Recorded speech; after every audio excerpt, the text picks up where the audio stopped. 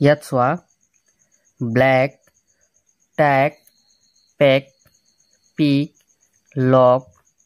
Dog, ডাক, luck, struck, এই যিকেইটা ইয়াত চোৱা যিকেইটা মই অসমীয়াত যিকেইটা শব্দ লিখিছোঁ এইটো এটা ইংৰাজী অৰ্ড হয়। ইংৰাজী অৰ্ডবোৰক মই কি কৰিছোঁ অসমীয়াত লিখিছোঁ। এতিয়া চোৱা আমি এতিয়া যদি কওঁ যে এই যিবোৰ ইয়াত শব্দ লিখা হৈছে মানে ইংলিছ যিবোৰ অৰ্ড লিখা হৈছে এই অৰ্ডবোৰ তোমালোকে ইয়াত লিখি দেখুওৱা। তেতিয়া আমি জানো যে যিকোনো এটা ধৰি লোৱা এটা ষ্টুডেণ্টেই হওক, ধৰি লোৱা সি 70% কি কৰিব পাৰে ৰিডিং কৰিব পাৰে। হ'ল 70% ধুনীয়াকৈ চাই ৰিডিং কৰিব পাৰে। কিন্তু যদি তাক তুমি ৰাইটিঙত দিয়া লিখিবলৈ দিয়া তেতিয়াহ'লে সি কমেও 30%হে কি কৰিব লিখিব পাৰিব শুদ্ধকৈ। বাকী 40% তেওঁ স্পেলিঙত মিষ্টেক হ'ব, স্পেলিং ভুল হ'ব। কিয়নো আমি জানো যে চাই যেতিয়াবা কোনো ইংলিছ অৰ্ড তোমালোকে বা ইংলিছ ৰিডিং কৰা বা পঢ়া তেতিয়াহ'লে তোমালোকৰ কি হ'ব বহুতো তোমালোকে অৰ্ড মানে আইডিয়াটো তোমালোকে পঢ়িব পাৰিবা। কিন্তু যেতিয়া তোমালোকে লিখিবলৈ যাবা তেতিয়াহ'লে কি হ'ব বহুতো অৰ্ডত কি হৈ যাব তোমাৰ লেটাৰৰ মিষ্টেক হৈ যাব বা তোমালোকৰ কিছুমান স্পেলিং তোমালোকৰ বহুতো ভুল হৈ যাব পাৰে। আৰু কিয় হয় সেই বিষয়ে আজি এই ভিডিঅ'ত আলোচনা কৰিম। এতিয়া চোৱা ওপৰত যিবোৰ অৰ্ড মই অসমীয়াত লিখি দিছোঁ, যদি তোমালোকে এইবোৰ অৰ্ড মানে যিকোনো অৰ্ডেই হওক তোমালোকে যদি সেইকেইটা অৰ্ড যদি শুদ্ধকৈ পঢ়িব খোজা তেতিয়াহ'লে আমি যি A to Z লৈকে 26টা লেটাৰ থাকে তাৰ ভিতৰত যি 5টা ভাৱেল থাকে এই 5টা ভাৱেলৰ আমি জানো এটা লং সাউন্ড থাকে আৰু এটা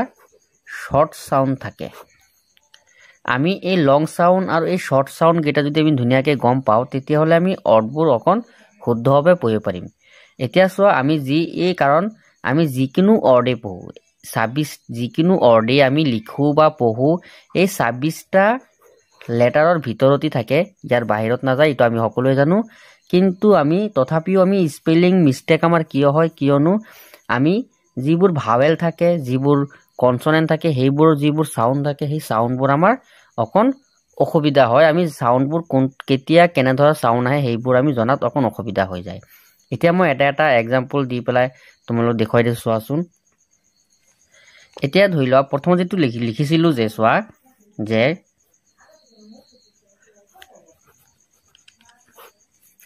ব্লেক, যিটো ইয়াত অৰ্ড লিখিছোঁ ব্লেক, এইটো এতিয়া ইংলিছত লিখিব গ'লে আমি এনেকৈ লিখিম জানো যে BL মই জানো। আৰু তোমালোকক আগতো কৈ দিছোঁ যে এতিয়া চোৱা ব আৰু ল দুটা চোৱা একেলগতে আছে আৰু এই দুটাক যদি ইংলিছত লিখিব খোজা তেতিয়াহ'লে এই বিৰ তলত আকৌ তোমালোকে কি কৰিবা এল নিদিবা, বুজি পাইছা? এনেকুৱা BL এনেকুৱা যুক্তাক্ষৰ হিচাপে নহয়। অসমীয়াত যেনেকুৱা যুক্তাক্ষৰ থাকে ইংলিছত তেনেকুৱা যুক্তাক্ষৰ নহয়। ইংলিছত যুক্তাক্ষৰ হ'বলৈ হ'লে কি কৰিব লাগিব দুটা লেটাৰ একেলগত লিখিলেইটো যুক্তাক্ষৰ হৈ যাব। যেনেকুৱা ইয়াত চোৱা B আৰু L একেলগত লিখি দিলোঁ নহয়, এইটো বলে ব্ল হৈ গ'ল। এতিয়া চোৱা ইয়াত যিটো অৰ্ড চোৱা বলে ব্ল য়কাৰ আৰু আকাৰ আছে, তাৰপিছত ক আছে ব্লেক, এইটো ব্লেক নহয়, আকৌ আমি বহুতে ব্লেক বুলি কওঁ, ব্লেক নহয় এইটো ব্লেক। এতিয়া ইয়াৰ কাৰণে আমি এই চাউণ্ডটো জানিব লাগিব, এইটো চাউণ্ডটোনো কি আহিছে, এইটো এ চাউণ্ড আহিছে কিন্তু এৰ কি চাউণ্ড আহিছে এইটো আমি জানিব লাগিব। শৰ্ট আহিছে না লং আহিছে এইটো আমি জানিব লাগিব, বুজি পাইছা? আমি ইয়াৰ পৰা গম পালোঁ যে এইটো এৰ শৰ্ট চাউণ্ড আহিছে, তেতিয়াহ'লে ইয়াত এ বহিব। হ'ল এৰ শৰ্ট চাউণ্ড আহি আছে। তাৰপিছত যদি কোনো ভাৱেলৰ মানে শৰ্ট চাউণ্ড আহে আৰু তাৰপিছত যদি ক চাউণ্ড আহে মানে ক লিখিবলৈ হয়, বুজি পাইছা নে নাই? তাৰমানে কৰ উচ্চাৰণ আহে তেতিয়াহ'লে এই কৰ কাৰণে আমি দুটা কনচনেণ্ট পাওঁ, এটা হ'ল চি আৰু এটা হ'ল কে। দুই ধৰণৰ চাউণ্ড মানে চি কি হয় ক হয়, আকৌ কেও কি হয় ক হয় আৰু কেতিয়াবা চি আৰু কে একেলগতেও ক হয় বুজি পাইছা এতিয়া চোৱা চিও ক হয় কে ক হয় আকৌ চি কেও ক হয় এতিয়া আমি এই কৰ কাৰণে ইয়াত আমি কি লিখিম চি লিখিম না খালি কে লিখিম না চি কে একেলগতে লিখিম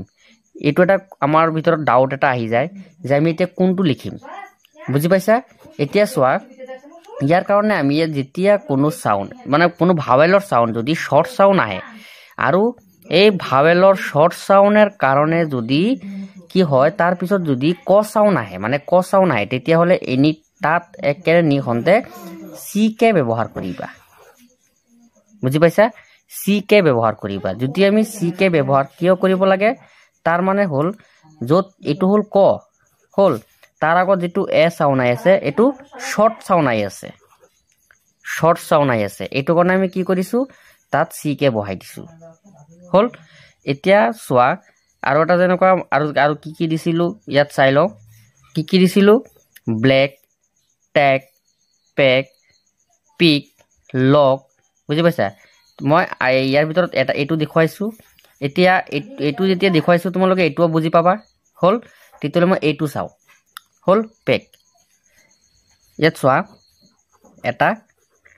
পেক আৰু এটা পিক এই দুটা সোৱা এই পেকটো সোৱা এতিয়া এই পেক লিখোতে আমি প্ৰথমত যেটো প আছে পটুক লিখো হল পি দিলু তাৰ পিছত সোৱা এই একাৰ যে আহিছে এই একাৰৰ কাৰণে আমি ইয়াত বহুতে কি কৰিব পাৰো এ দি দিব পাৰো ইয়াত আমি এ দি দিব পাৰো যদি না জানো আমি যদি ৰুলস না জানো তেতিয়া হলে কি হ'ব তেনে ধৰণৰ লিখাত এইবোৰ মিস্টেক কৰে বুজি পাইছা মই আগত যেটো কৈছিলো যদি 70% লিখিব পাৰে 30% ৰাইটিং কৰিব পাৰে কিয় তাৰ মানে আমি এই যেটো একাৰ হ'ব কত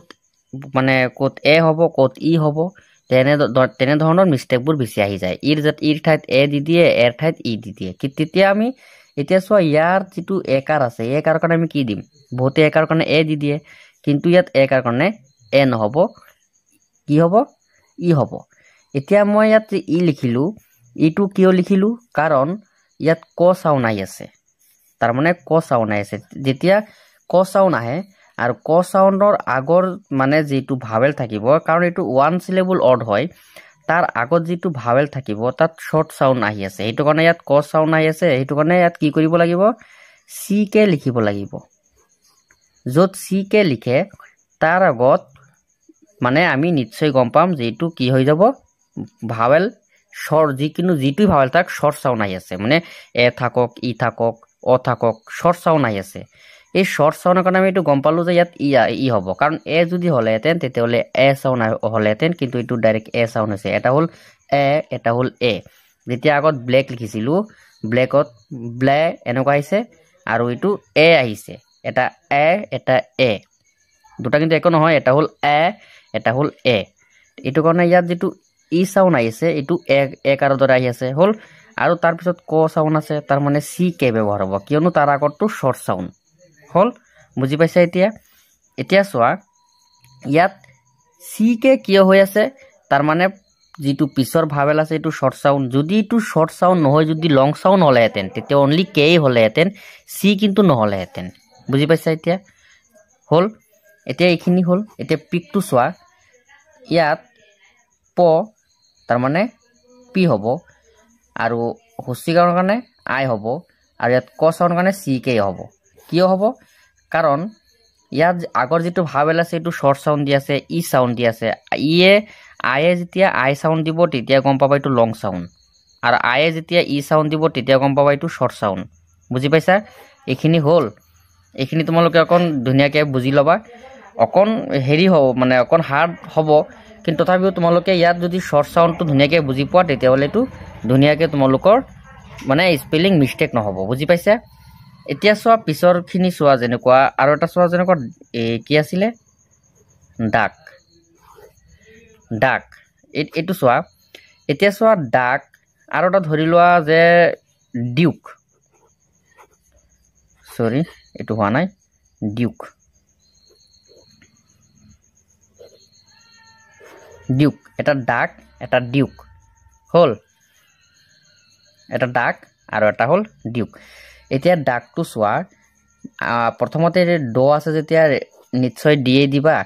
তাৰ পিছত চোৱা যেটো আকাৰ আছে এ নিদিবা ইউ দিবা তাৰ পিছত চোৱা ইউ কিয় দিছো কাৰণ তাৰ আগৰ তাৰ পিছৰ যেটো সাউন্ড আই আছে ক সাউন্ড আই আছে আৰু ক যদি আহে তাৰ আগত যদি এ দিয়া ৰিজাল্ট নহব তেতিয়া হলে এ সাউন্ড আহিব এটা কাৰণে এটো ইয়াত কি হ'ব ইউ হ'ব আৰু ইয়াত ক সাউন্ডৰ কাৰণে সি কে ব্যৱহাৰ হ'ব কিয়নো তাৰ মানে ইয়াত যেতিয়া ক সাউন্ড আহি আছে নিশ্চয় তাৰ আগৰ ভাৱেলটো শৰ্ট সাউন্ড আহিব আৰু শৰ্ট সাউন্ড থাকিলে তাৰ পিছৰ যেটো ক সাউন্ডৰ কাৰণে হদাই সি কে ব্যৱহাৰ হ'ব হল মানে ইয়াত ডাইৰেক্টলি ক'ব গলে মানে যদি কোনো লেটাৰ মানে কোনো অৰ্ডৰ যদি কোনো অৰ্ডৰ তোমালোকে ধুনিয়াকে বুজি লবা যেতিয়া তুমি কোনোটা অৰ্ড লিখি আছা আৰু হেখত ক সাউন্ড আহি আছে বুজি পাইছা আৰু হেতু ওয়ান সিলেবল হ'ব লাগিব ওয়ান সিলেবল মানে ধৰি লোৱা এটা যত এটা ভাৱেল থাকে তাত ওয়ান সিলেবল অৰ্ডে বুলি কয় মানে এটা শব্দটি হেক হৈ যায় হেতু ওয়ান সিলেবল বুলি কয় এতিয়া ইয়াত ধৰি লোৱা যে কোনো এটা অৰ্ড লিখিলা আৰু হেকত ক সাউন্ড আহি আছে তেতিয়া ক সাউন্ড আহি আছে আৰু হে ক সাউন্ডৰ কাৰণে তাৰ আগৰ যেটো ভাৱেল হ'ব হেতু শৰ্ট সাউন্ড হ'ব বুজি পাইছা আৰু এই শৰ্ট সাউন্ডৰ কাৰণে তাৰ পিছৰ যেটো ক সাউন্ড আহিব হে ক সাউন্ডটো কাৰণে আমি সদায় সি কে ব্যৱহাৰ কৰিম হল এতিয়া তুমি এইটো চোৱা ডিউক ডিউকত কিন্তু ডি ডিউক যেতিয়া হৈছে তাৰ মানে এটা ইউ এটা ইয়াত আহি আছে নিজে নিজে ডি ইউ ডি হসু ডিউ ইউ এটা নিজে নিজে আহি আছে এটো মানে ইয়াতো ইউ দিব লাগিব আৰু যেতিয়া ইয়াত ইউ সাউন্ড এটা নিজে নিজে আহি আছে তেতিয়া আমি গম পাব লাগিব যেটো এটা ভাৱেলৰ লং সাউন্ড হয় তাৰ মানে ইউৰ সাউন্ডটো ইউই আহি আছে এটো মানে এটো এটা কি হৈ যাব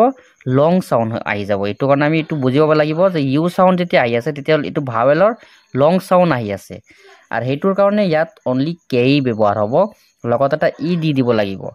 কিয়নো ইয়াত চোৱা সি কে বহোৱা নাই কে বহাইছো কিয় কে বহাইছো কাৰণ এই কেৰ আগত যেটো ভাৱেল আছিল এটো কিন্তু শৰ্ট সাউন্ড দিয়া নাই এটো লং সাউন্ড দিছে বুজি পাইছা তাৰ মানে এইটোকৰ আগত যেটো ভাৱেল লং সাউন্ড দিছে আৰু লং সাউন্ডৰ কাৰণে ইয়াত ক দিবাৰ কাৰণে কি হল অনলি কে বইছে সি কে বহোৱা নাই তাৰ লগত এটা আকু ই দি দিছো কিয় দি দিছো কাৰণ এই ইটোৱে কি কৰে এই ভাৱেলৰ লং সাউন্ড লৈ আহে এখিনি বুজি পাইছা তোমালোকক নেক্সট ভিডিঅত ইয়াৰ বিষয়ে আৰু আলোচনা কৰিম ভিডিঅ এনো দীঘলীয়া হৈ আছে গতিকে আজি ভিডিঅটি মানে ধন্যবাদ